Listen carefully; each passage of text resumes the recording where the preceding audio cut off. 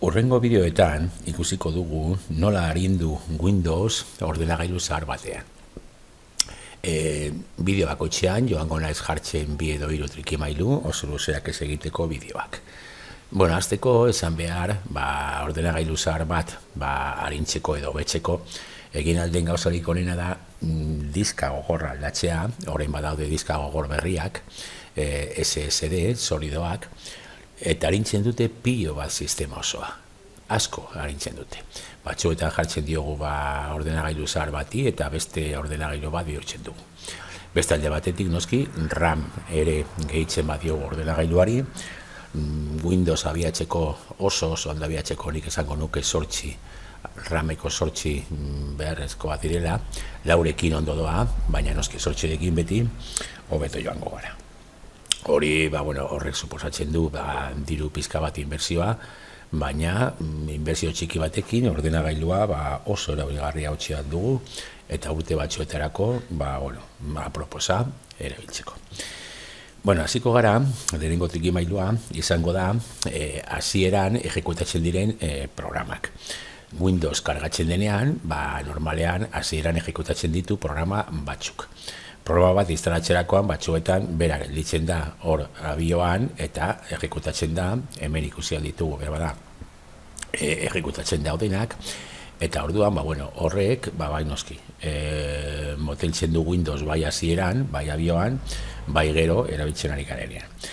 Hori ikusteko joango gara beko barrara, sakatuko dugu eskuineko botoiarekin eta aukeratuko dugu administrador de tareas. Hemen zabaltzen da leio bat, leio hau, egingo dugu ondia, eta hemen ikusi dugu gauza pare bat, bada interesgarriak.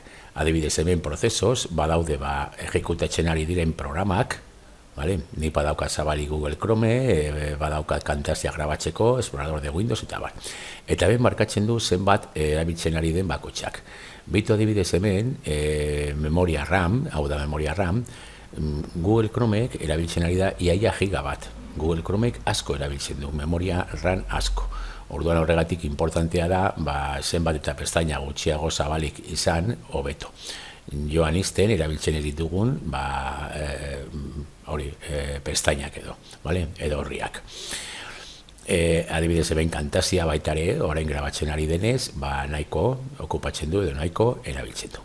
Hori ikusi duzu pizka bat zer erabiltzen duen bakotxak, eta importantea dago hemen, inicio barruan. Inicio barruan, pestaina inicio, hori ikusten ditugu abioan dauden programak. Baina noskinik, edo abioan, Windows abiatzen denean, abiatzen diren programak. Nik hemen pilo bat badauka desgaituta, gehienak, eta berbadazuek ere gehienak desgaitu aldituzue. Gero, erabilira dugunean, sakatzen dugu eta abiatzen dugu programa. Nik esango nuke bakarrik ikusteko, kontu zibiltzeko, soinu txartelarenak, adibidez, Realtek Audio Manager, agertzen bada baitare grafikoa edo horrelakorik, antivirusarena, Windows Security Notifications edo, baina hor oso gutxi utzi aldituzue. Beste guztiak, behar bada, kendu alditugu edo desabilitatu. Egin aldituzue frogak, normalean ez da zer gertatuko, eta ikusten baduzu ez zera raro, gertatu dela bat desgaitzerakoan, gero gaitu berriro. Gaitzeko, desgaitzeko, bakarri jarri behar gara programaren gainean, eta eskuineko botoiaz, desabilitar. Aldere bez baldin bada, noski agertuko da habilitar. Horrela, nahiko arinduko dugu, bai Windowsen abioa, eta bai gero, lanean gaudenean, abiadura orokorra edo. Bigarren trikimailua izango da, diska desfragmentatu. Diska solidoak ez dira desfragmentatu behar.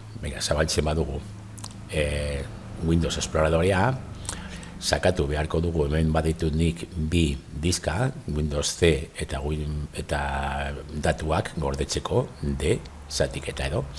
Sakatuko dut Windows C gainean, eta egingo dut propiedades. Eta propiedades honetan, ikusiko dugu hemen garbitu aldera diska, gero ikusiko dugu nola, eta hemen badaukagu zenbat dagoen beterik diskan. Venga, orduan joango gara orain a herramientas, eta hemen herramientas agertzen da optimizar y desfragmentar unidad. Noizean behin, komeni da, batzuetan egiten du automatikoko Windows, baina noizean behin komeni da sartzea, eta optimizatzea, behin astero edo, ondo dago. Sakatzen badu optimizar, hemen badaukagu berriro aukeratzeko zein diska nahi dugun, eta aukeratzen dugunean nahi dugun diska, egingo dugu optimizar. Desfragmentazioa da, normalean programak eta datuak, dokumentuak eta ez dira gordetzen batuta guztiak diska horrean. Baizik eta zatika joaten direla gordetzen. Orduan, akzesoa hartzen duenean programa batera edo dokumentu batera, diska irakurri behar ditu leku desberdinak, puntu desberdinak diskan. Eta orduan horregatik, luzatzen da pizka bat gehiago. Desfragmentazioak egiten duena da, justu hori.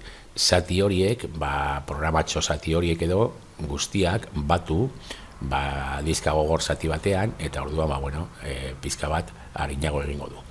Hori, diska berrietan ez da gertatzen. Solidoetan ez da gertatzen, dana gordetzen da batuta edo puntu batean, eta horregatik baitare pizka bat arinagoak dira. Utziko dut egiten, eta itxiko dut. Eta hemen badaukazu baita ere, ikusten baduzu zera raroa ordenagailuan edo diskan edo batzuetan ezin duela irakurri artxibo bat edo ez dakiz zer, hemen badaukazu konprobazion de errores, egingo du txekeo bat ikusteko diska gogorra ondo dagoen ala ez. Bi trikimailu hauek importanteak dira, egitea, nahiko laguntzen dutelako Windows aritzen.